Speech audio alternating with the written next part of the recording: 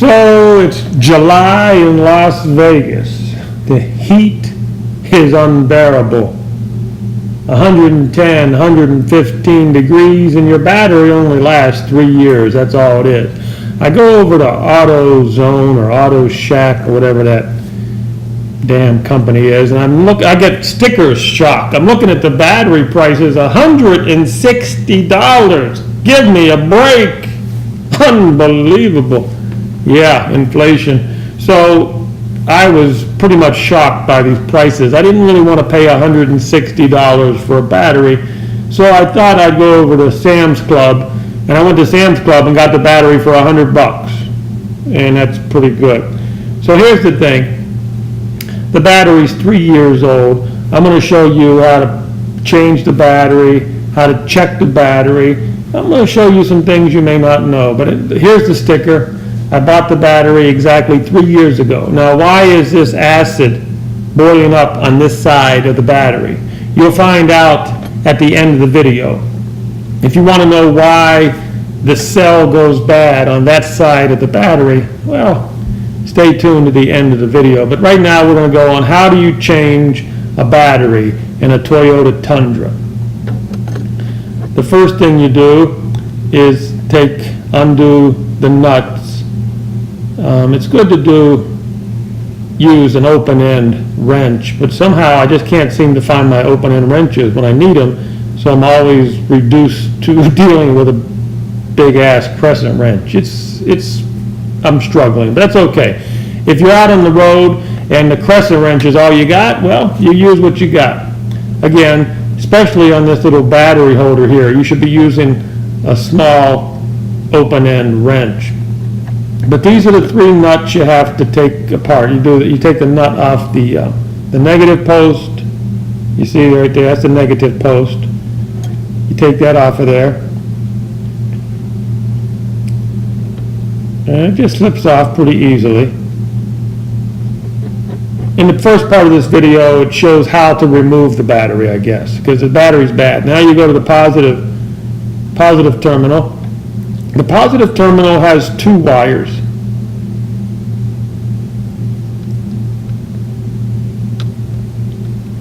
Once you get those 2 wires off, well, that's part is done. It's good to put these nuts back on because you may have to use these terminals. If you cannot find any new terminals, you can see these are kind of rusted up, but you got to save those nuts. Now you undo, this is the bracket that holds the battery down.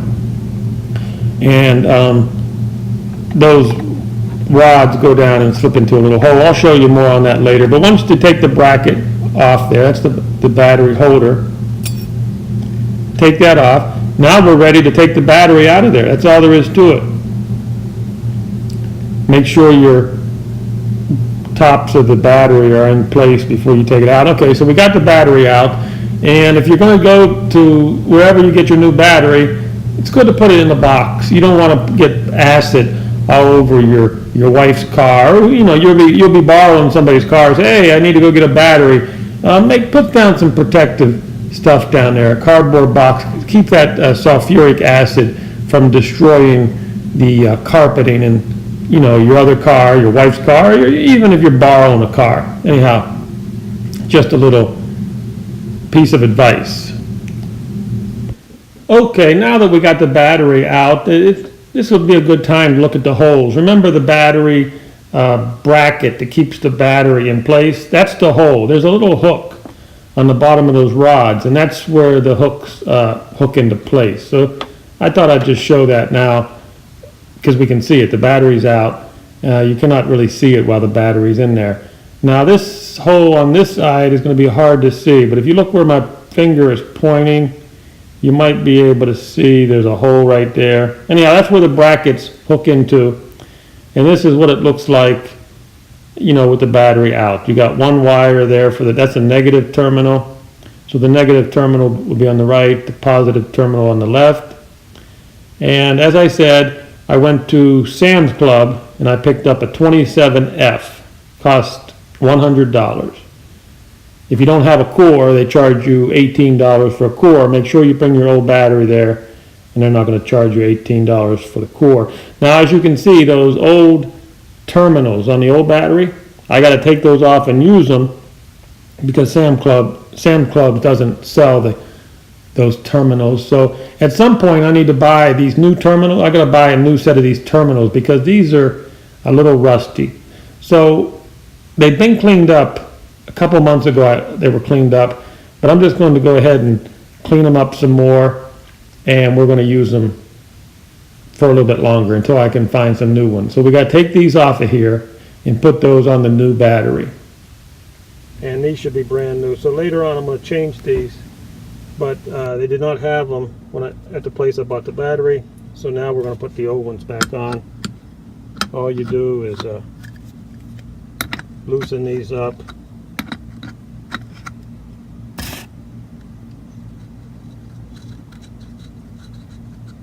And take a screwdriver. We'll put a screwdriver in there and split it open. Or you can use a needle nose.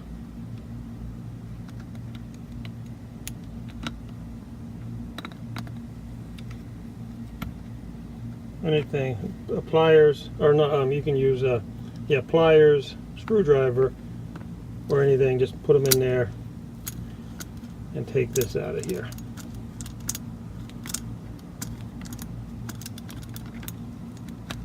Lift right out. Now it's important, just believe it or not, the dealership just put these on, so you got to put these, make sure you put these lubricated pads back on. Green goes to negative, red goes to red. So we'll take these off,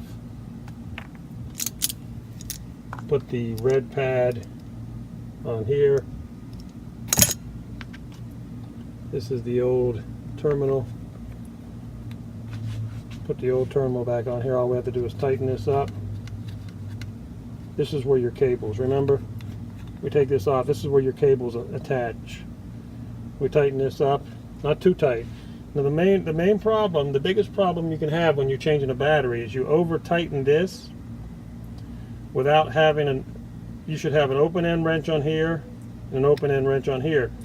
And because if you tighten this too hard and you don't have an open end wrench, if you don't have a wrench on here to equalize the pressure, you can damage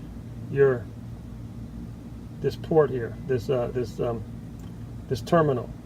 If you know what I'm saying. Look, say you have a wrench on here, you keep on tightening it, you can break your connection here at your terminal. Always use 2 wrenches on both sides. Okay, so we got the terminals off of the old battery. One thing you can do, if you're forced to use the old terminal, take a sharp edge, a knife, a screwdriver, and go along here. Scrape this here, scrape this right here until you see the copper. Scrape it until you see the copper, so you have a good connection to your battery terminal. You can see right there it's kind of corroded, so I'm going to take this blade and just scrape this until I see the copper before I put it back on there.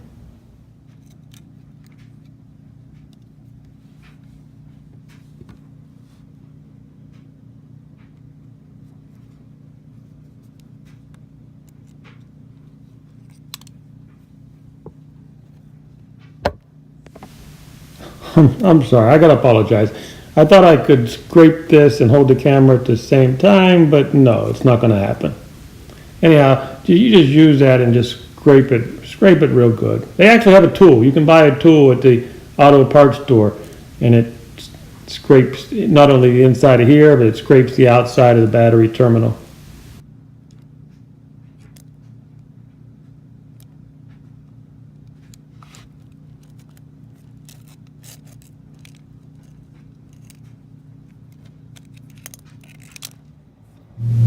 All right, we got the terminal connections on the battery terminals, and now we've got the new battery in place. Remember the hooks? There's the hooks, and remember the holes I showed you down there? Okay, then this is very important. This bracket holds the battery in place. So you got to make sure you get those little hooks into the holes, and that's what holds the battery in place. Now some people might ask, well, why do you need to hold the battery down there? It's heavy. Well, if the battery bounces around too much, you can knock a cell loose.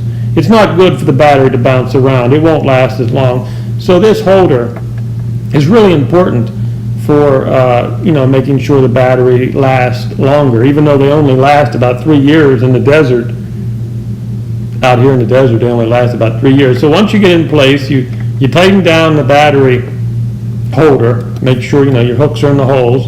Once your battery holder is down, then you put the negative terminal on there.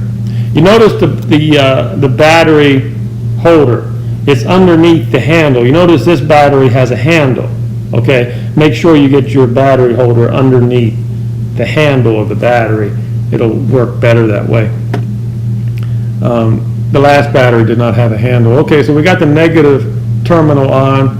So now we're going to put the 2 wires on from on the positive side. Notice that one has some little feet. That wire connector has some little prongs. That goes on first, the prongs, and then that one goes on top. Put your nut on. Try not to over tighten these. I mean, they have to be snug and fit, but you don't have to over tighten them. Again, I'll say for the last time, these terminal connector adapters, they should be replaced. They're a little corroded. Once you get those tightened, you put your cap back on. There's the negative side. So you got the negative tight, to read, you should go over and recheck, make sure you have everything tight. Once you have all the nuts tight, put that down. And that's it. It's really not that hard to change a battery. We're talking about a Toyota Tundra here. It's not that hard. You can do it.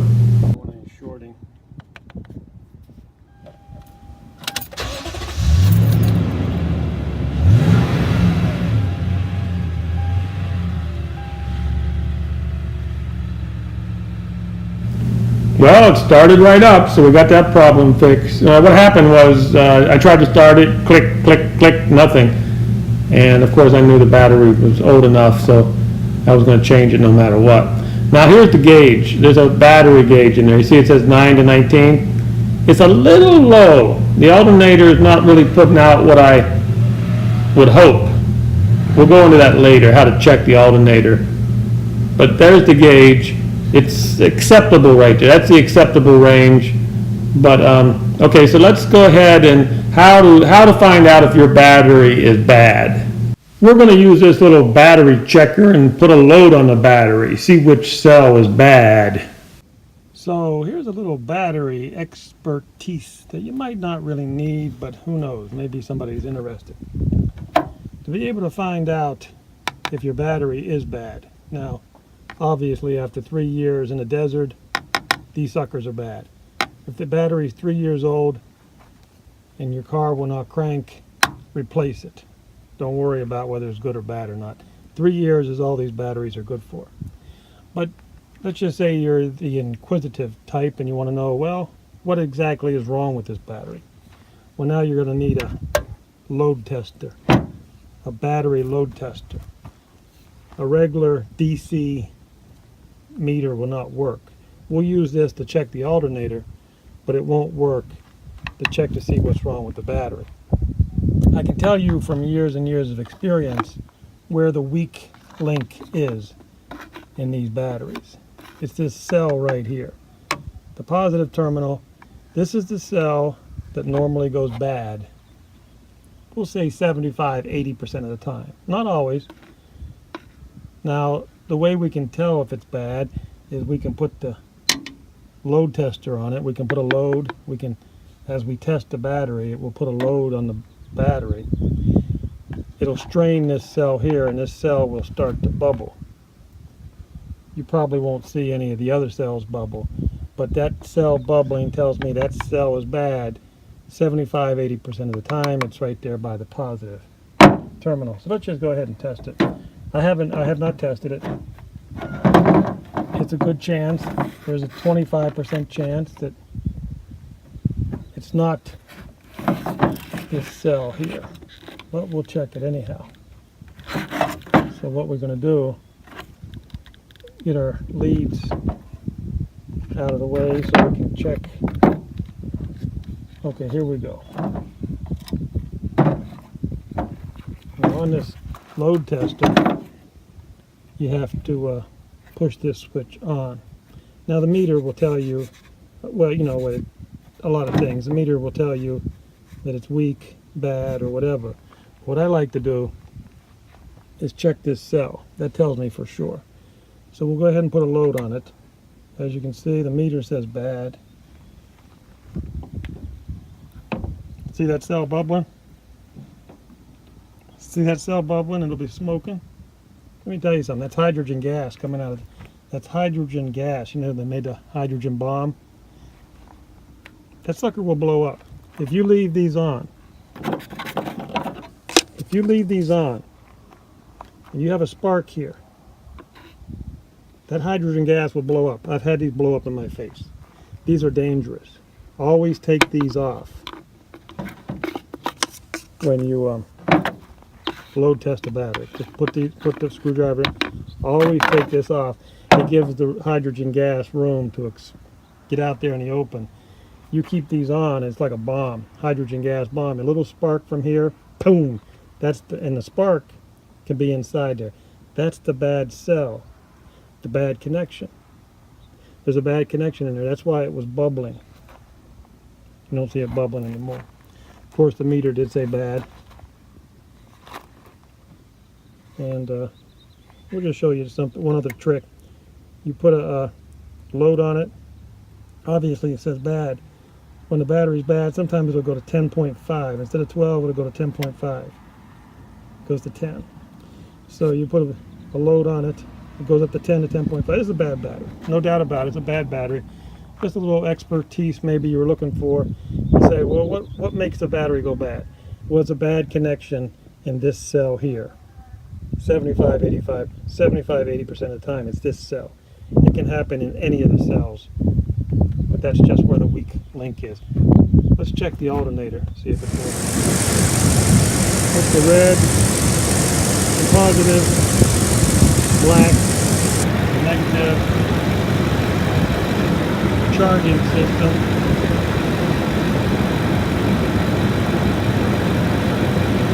It's a little low. According to this, it's a little low.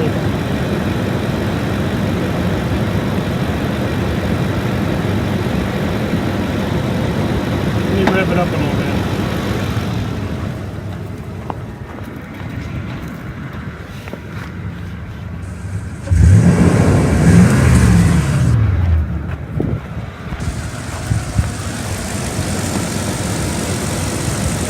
I'm a little worried about the alternator there.